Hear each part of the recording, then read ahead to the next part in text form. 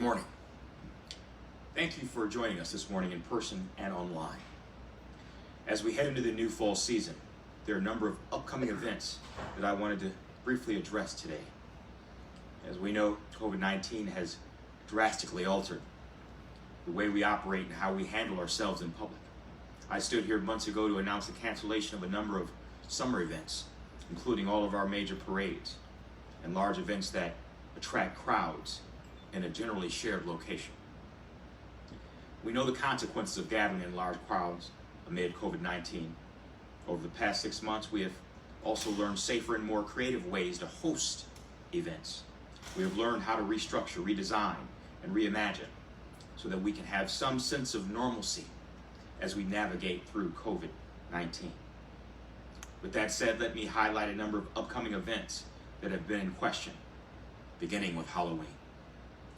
Earlier this week, the CDC issued guidelines on Halloween and trick-or-treating, and the CDC placed it in a high-risk category if done in the traditional sense. We certainly take heed, and we encourage our families in Aurora to do the same. With that said, here in Aurora, we will allow trick-or-treating this year, but we must do so in a very focused and safe way, and we need the entire community to help in this endeavor. This will be a Halloween like we've never seen before. Now, the decision to participate is solely up to individual families, and I encourage everyone to make the best decision for your current situation. The city issues the following changes and guidelines. First, trick-or-treating hours will change this year. In the past, the official hours were designated in 2.5-hour increment or window from 4:30 p.m. to 7 p.m.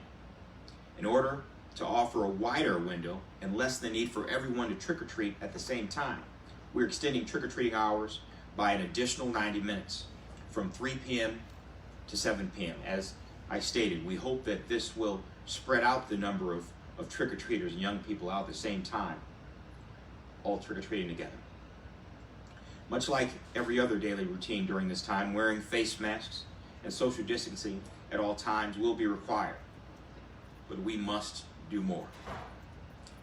Now, this message goes directly out to the trick-or-treaters. Stay home if you're sick or showing any signs of illness, period. Wear a face mask covering both your mouth and your nose, even under or over your Halloween masks. Only trick-or-treat with people that you live with. Remain 6 feet apart from people not in your household. Don't gather at groups at any point. And if someone is at a house getting candy, wait until they're finished before you approach. Hand sanitize frequently while out, especially during key times, like before eating or after coughing or sneezing. All right, this message is for the parents and guardians. We need you even more this year. We need more from you this year. Again, keep children home if they are sick or showing any signs of illness.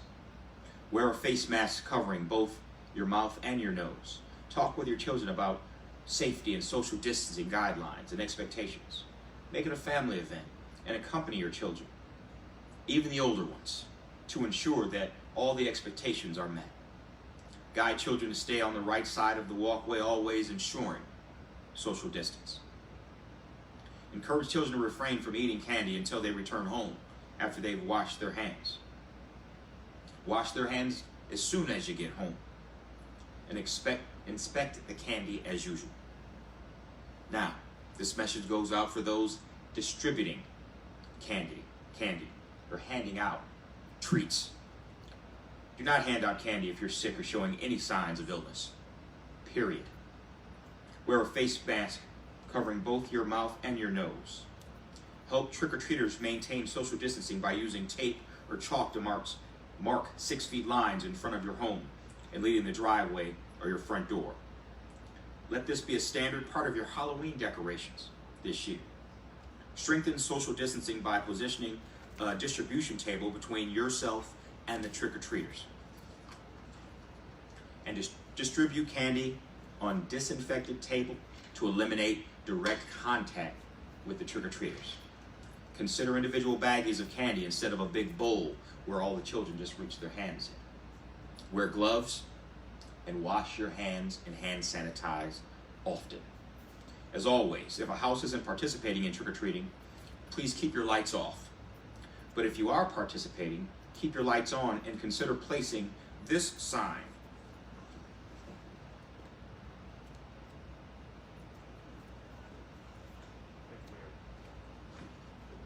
in a visible place.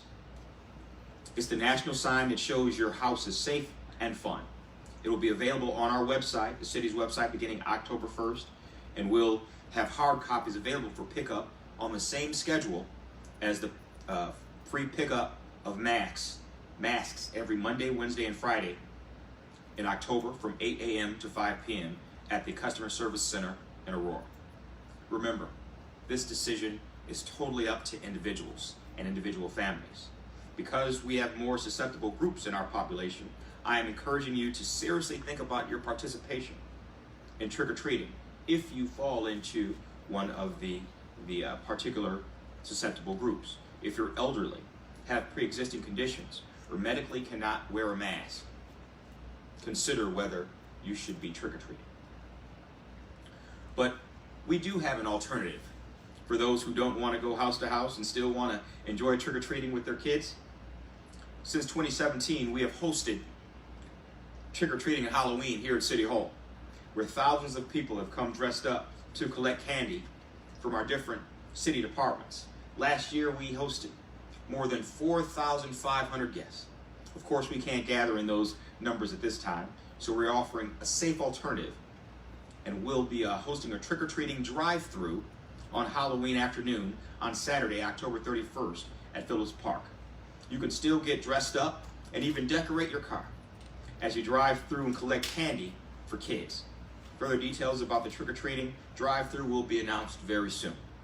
Again, this will be a Halloween like we've never seen. We can have fun, but let's make our fun safe. Another event that has been canceled but reimagined is the annual trick-or-treating in downtown Aurora. Each year, Aurora Downtown has hosted this event that brought thousands of families to the core of downtown. Again, we can't bring that amount of people in such a condensed space or area anymore. So Aurora Downtown has launched an exciting new initiative called Sugar Skull City. Aurora Downtown Manager Marissa Money is here to tell us more. Marissa.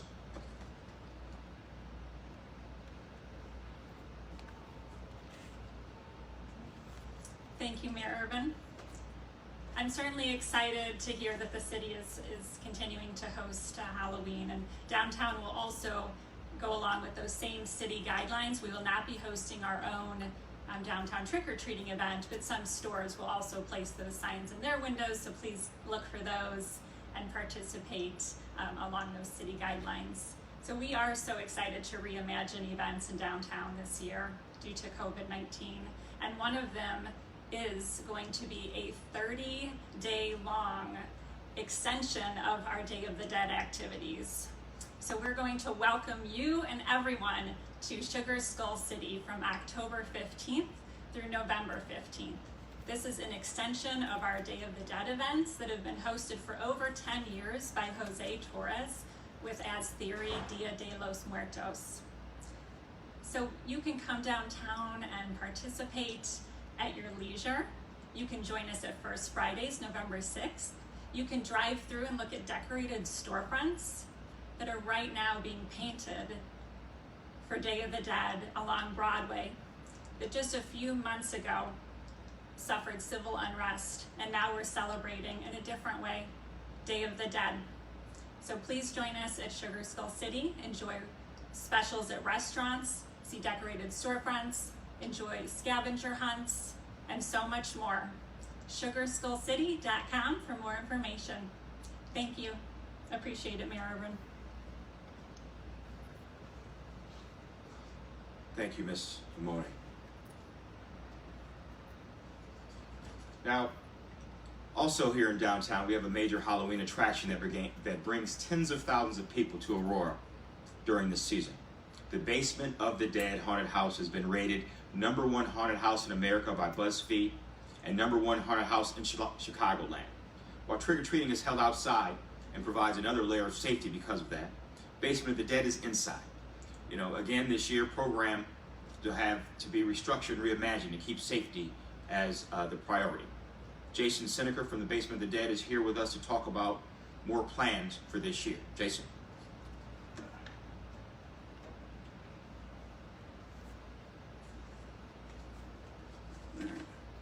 Thank you, Mayor, for having us down here in the city of Aurora. Thank you very much. Basement of the Dead is taking COVID very seriously. We have implemented multiple things that we're going to keep people safe. To go through a list of this and touch the high points. First of all, because as you said, we do have tens of thousands of people coming. Our first thing was obviously we're going to limit the capacity of our haunted house. We're just going to sell less tickets. We're going to sell time tickets. So we're not going to have 1,000 people show up at one time. We're cutting the number of tickets down drastically. They'll be sold on a half-hour increment. And once you have, we're not going to be selling tickets at a bus or at we're doing cashless, so it's all going to be online ticketing. When you come down, you're gonna have your ticket in your hand, your ticket, and then there's going to be touchless scanning too. So you basically just put it underneath the scanner, and the ticket will be read. Also, because of the amount of people we usually have, sometimes we have to take a couple groups and kind of put them together to put them in the haunt. So this year we are not doing that. This year, if you come down with whatever size group you come down, no more than 10 people will be allowed in at one time. But if you come down with a group of 2 or a group of 4, you will be allowed to go in with your own group, and no one will be put in with you. That's definitely going to keep you safe. It's haunted houses kind of in general always a little bit social distancing. That's because we kind of do that. We're always kind of staggering people going into the haunted house. So we're definitely just going to amplify what we do, and again, just with numbers being cut down, we feel that this is going to make this event a lot safer. Also, we're going to have, like we always do, it's outdoor line waiting. So we will be completely outdoors when you're waiting in line. Again, there won't be as many people in line, and we'll have stickers and stanchions that are going to keep people socially distanced. Once someone is in line, once they have scanned their ticket, they're in line, we're going to ask everyone to wear a mask. It's going to be, when you're in, even if you're outside in line, you're wearing a mask. We're going to ask you to wear the mask correctly, not on your chin. We're going to ask you to wear it over your mouth and over your nose. Which is, I'll just talk about the face coverings. Inside, outside the haunt, we're wearing masks. Our actors, just kind of like the mayor asked the trick-or-treaters to do, same idea. We're going to be wearing masks. We have a mask, and then we'll have either the mask on top of us or underneath it. So every actor that you see inside the haunt will have their face and nose covered. Okay? Cleaning and sanitation. So we're going to have in line, we're going to have multiple hand sanitizers set up for the touchless ones that you just put your hands on so you can keep your hands clean outside. Inside the haunt, we definitely reimagined how the basement is going to look. In years past, there were a lot of creepy things that you kind of had to touch and push through and squeeze your way through. All of those touch points have been removed, just for the idea of safety and to be more sanitary. So we took those objects down, and then there are some objects where we do have a handrail here or there. There's a ramp. Every time someone goes past that ramp or uses that handrail, we're going to have one of our actors wipe down the handrail. So again, any points that we feel is a point that people are going to touch, we will make sure that we clean those every time. When you come down, before even you are allowed into our area, that we're going to have kind of cordoned off to make sure we're only allowing people that have tickets in there and people who are are checked. We're going to do a temperature check on everyone. Again, this is a touchless deal. We're going to ask for people that have under 100.4 temperature to come in. If you do have a temperature, we'll ask you to come back, use your ticket for a different day. We'll help you set that up. And again, just like the mayor said, if please, if you are coughing or feel ill, or we will definitely help you get another ticket for another time. We want everyone to have a fun time and to stay safe.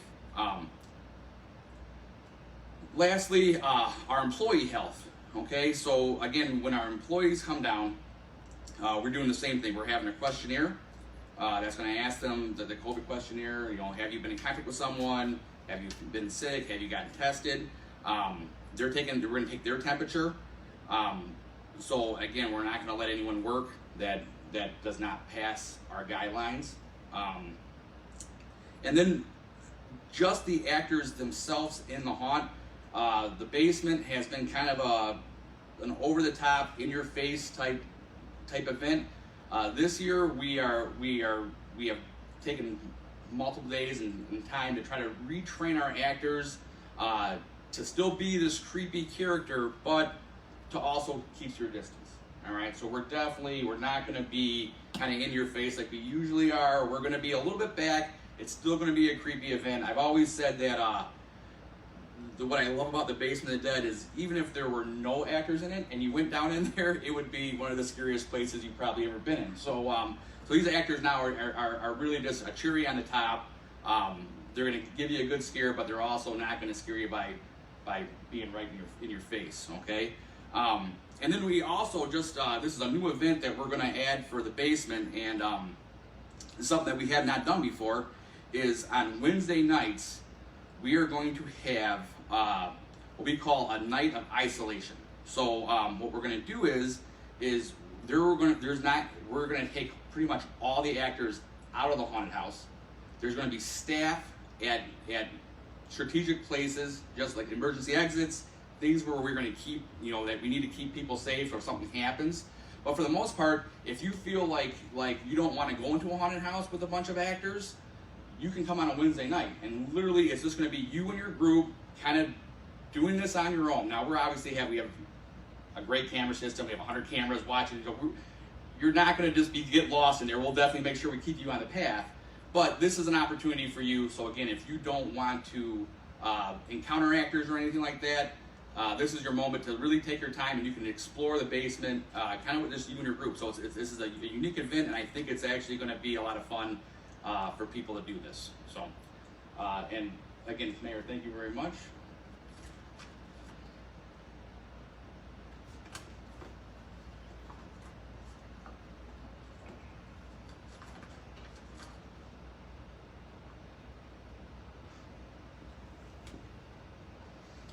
Thank you very much, Jason. And I'm pleased to hear that the Basement of the Dead would be just as creepy this year as it was last year and the years past. And scary. And thank you for Marissa as well. Now, before we move on to the next subject, does anyone have any questions on Halloween? All right. Let's move on to the next subject. One of summer's events that was postponed throughout the country due to COVID-19 was the annual National Night Out event. Generally held in the first Tuesday in August, this event was postponed to the first Tuesday in October. For Aurora, National Night Out has grown exponentially.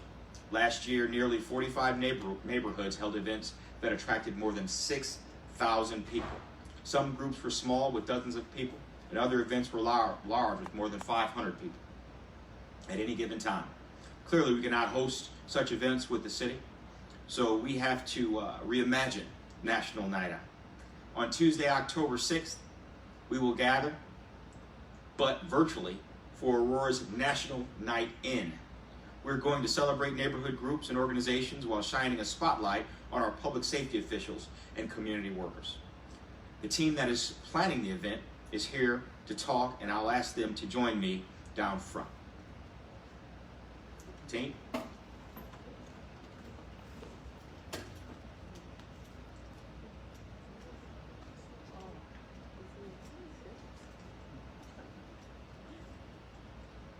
At 6 p.m. live on Facebook, we'll host our National Night In, a celebration of community that can be watched by thousands.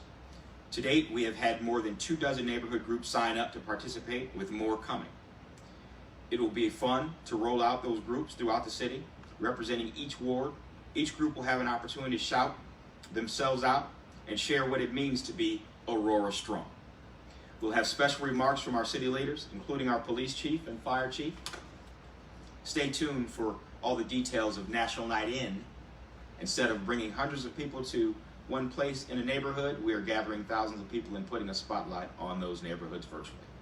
And speaking of neighborhoods, tomorrow, this same group of leaders and I will be heading into the community for the Community Census Day.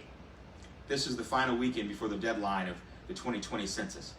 And we need to make sure our most undercounted neighborhoods are reminded about the importance of completing the census. As of this morning, Aurora's self-response rate is 74%. That is a full 2% higher than the 2010 census. And because of the hard work of our Complete Count Committee and volunteers in the community, we're doing great. But we still got a whole lot of work to do. There is still room for volunteers to join us during the Community Census Day tomorrow from 10 a.m. to 12 p.m. We're going door to door to hang reminders and speak with residents in wards 1, 2, 3, 4, 6, and 7. Sign up and choose your ward at www.aurora-il.org/service. If you need help completing the census tomorrow, representatives from the Census Bureau will be at El Huero Supermarket on Root Street to help you complete the census right here. It's not too late. We need your help. We have 5 days. It's the final countdown to the 2020 census. Questions? Mayor, did I believe I saw something today that a court has ruled that perhaps the deadline would be extended back to where, they had originally extended it the end of October? I read the same article that a district court has determined that it's going to go back to the original date. However, we expect there will be a number of appeals You don't want to take back that and forth, and we chance. cannot take that chance. Right. As far as we're concerned, right now the date ends at the end of September. If we hear something from the appellate court and maybe even the Supreme Court, then determining that we've got the extension of the month, then we'll go forward. Until we get that, we're going to assume that the date will end in September. We will go as long as we can if the date extends past September, and we hope that it goes to the end of October so we can get a more accurate count. Right. But we don't want to take any chances. Questions? Well, all right. Well, thank you guys very much for coming out. Thank all our guests. Thank our Complete Count Committee for all the hard work they've done. And we are still looking for volunteers to get out there with us tomorrow. We want to make sure that we get a complete count in Aurora and get everything that this city has coming from the census count. Thank you very much. Have a good afternoon.